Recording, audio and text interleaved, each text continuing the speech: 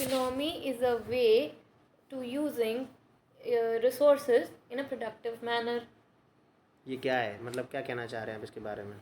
मतलब कोई भी रिसोर्स है, अगर हम साइंस के पॉइंट से देखें तो कोई भी रिसोर्स है ये उसकी डेफिनेशन बताना चाह रहे हैं ना? प्रोडक्टिव तरह से यूज़ करने का मतलब यही होता है कि एक प्रोडक्टिव वे में हम उसको यूज़ कर रहे हैं, तो वो एक इकोनॉमी का पार्ट है। तो ये अपने आप में इकोनॉमी हो गई, डेफिनेशन बन गई है, एक मैकेनिज्म ऑफ चेन। हमें जैसे कि हम इसमें और भी कह सकते हैं कि इकोनॉमिक जैसे क्या है, एक चेन ऑफ रूल है। हाँ, चेन ऑफ रूल है ना, ये भी एक डिफाइन हो सकती है उसकी।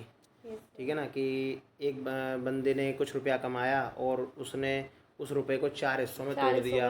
दूध वाले को दिया, बिजली वाले को दिया, एक स्वीपर को दिया, या फिर उसने एक परचून वाले को या दुकानदार को दिया। अब उन 4 हिस्सों में जो पैसा बट गया कुछ बैंक में डाल दिया। हाँ, तो इन्वेस्टमेंट हो गया इस तरह से वो। लेकिन एक इन्वेस्टमेंट हम एक्सपेंडिचर में काउंट नहीं करते। नहीं, एक्सपेंडिचर में काउंट नहीं करते, लेकिन एक इकोनॉमिक स्टेट को प्रमोट करने में तो सपोर्ट तो कर रहा है ना वो। हाँ। क्योंकि जो हमारा पैसा है वो बैंक में जा रहा है, कई लोगों का पैसा बैंक में जा रहा है, वो सब इकट्ठा होकर एक लोन के रूप में किसी तीसरे पर्सन के पास पहुंच रहा है। हाँ सर, एक उसमें भी मैकेनिज्म है ना।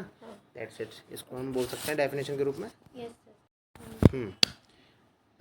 यहाँ पर हम बताने जा रहे हैं इकोनॉमिक्स वर्सेस इकोनॉमी, यानी कि अर्थशास्त्र और अर्थव्यवस्था दोनों में क्या अंतर है।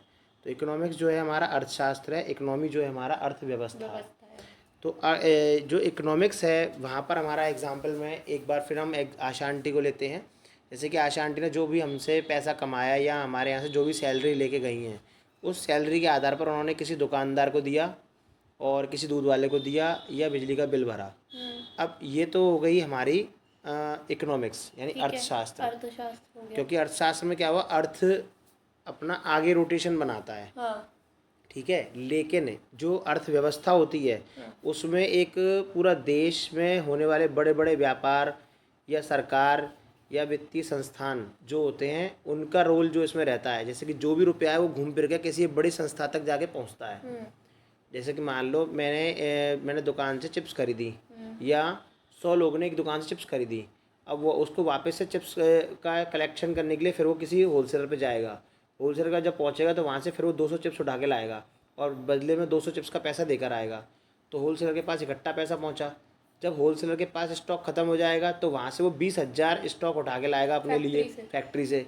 तो फैक्ट्री के पास जब रॉ मटेरियल नहीं होगा तो रॉ मटेरियल की वो गवर्नमेंट के पास जाएगी, या फिर जहाँ से रॉ मटेरियल आता होगा वहाँ से उस रॉ मटेरियल को कलेक्ट करने के लिए 40,000 या 50,000 पैकेट बनाने के लिए पैसा प्रोवाइड करेगी। वो पैसा जो है वो अर्थव्यवस्था बनाता है। तो राउंड फिगर करके जा तो गवर्नमेंट से रोटेट हो रहा है, गवर्नमेंट से ही आ रहा है और एक रोटेशन चल रहा है। यानी कि एक बड़ी रकम जो होती है वो अर्थव्यवस्था को डिनोट करती है, जबकि एक छोटी रकम जो होती है एग्जाम्पल के तौर पे कह सकते हैं वो अर्थशास्त्र में आती है। ठीक है, साइंस में हमें एक मैकेनिज्म देखने को मिलता है। इसका एग्जाम्पल है, सपोज करो कि मेरे घर में आशा आंटी ही हैं, उनका एग्जाम्पल लेती हूँ। आशा आंटी हैं, वो काम करती हैं, सपोज करो वो 4,000 रुपये महीना कमा रही हैं। ठीक है, अब वो यहाँ से 4,000 रुपये लेके जा रही हैं।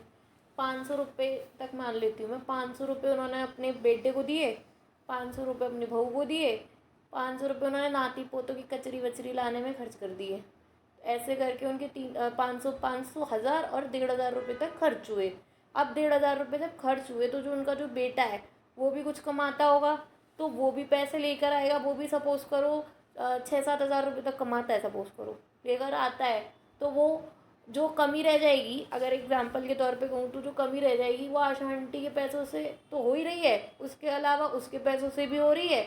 और कहीं पे ऐसे कहीं पैसे इधर उधर देने की, कर्ज लायबिलिटी वगैरह की ज़रूरत पड़ रही है, तो वो पैसे वहाँ से भी दे सकते हैं और वहाँ से फिर एक आमदनी टाइप बन जाती है। तो ऐसे ही धीरे धीरे करके पूरा साइकिल है और ये साइकिल बनते बनते एक साइंस का रूप ले लेता है, क्योंकि यहाँ पे कहीं पे भी इमोशंस या फीलिंग्स का कहीं पे कोई योगदान नहीं आता।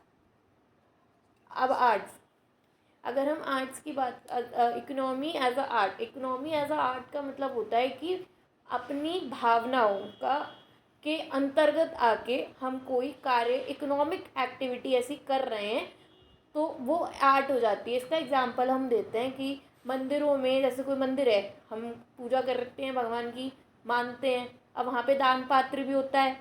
अब दान पात्र में कोई आदमी 200 रुपये चढ़ा रहा है कोई आदमी 1500 रुपये का दान दे रहा है और कोई सोने का मुकुट चढ़ा रहा है भगवान को, कोई सोने का मुकुट चढ़ा रहा है, तो वो उसकी अपनी अपनी श्रद्धा के हिसाब से चढ़ा रहा है। क्यों? क्योंकि उसको ऐसा लगता है कि यहाँ पे मैं ऐसा करूँगा तो ये अच्छा है। तो ये एक फीलिंग वाली बात हो जाती है, एक इमोशन जग जाता है, अटैचमेंट हो जाती है। कुल मिलाकर यहाँ पर जो ये आता है कि कला जो है एक रचना का खेल करती है, मतलब एक रचना जो हमारे दिमाग में बनती है, उस रचना और उसमें भावना जुड़ जाती हैं। उन भावनाओं के आधार पर जब हम अपने धन का कहीं पे उपयोग कर रहे हैं तो वहाँ पर इकोनॉमिक डेवलप तो हो रही है, लेकिन बेस उसका जो है आर्ट है, क्योंकि इसमें हमारे दिमाग में रचना है। हम श्रद्धा के आधार पर हम किसी गरीब को 5 रुपये दे रहे हैं, कभी हमारा मन कर गया तो हमने 50 भी दे दिए। हाँ, तो इसका कोई बैलेंस नहीं है, बैलेंसिंग नहीं है। हाँ, कोई ठीक है ना, मैकेनिज्म नहीं, मैकेनिज्म नहीं, कोई चेन नहीं है, ज़्यादा भी हो सकता है और कम भी हो सकता है। इसलिए इकोनॉमिक्स एक आर्ट भी है और एक साइंस साइंस भी है। That's it.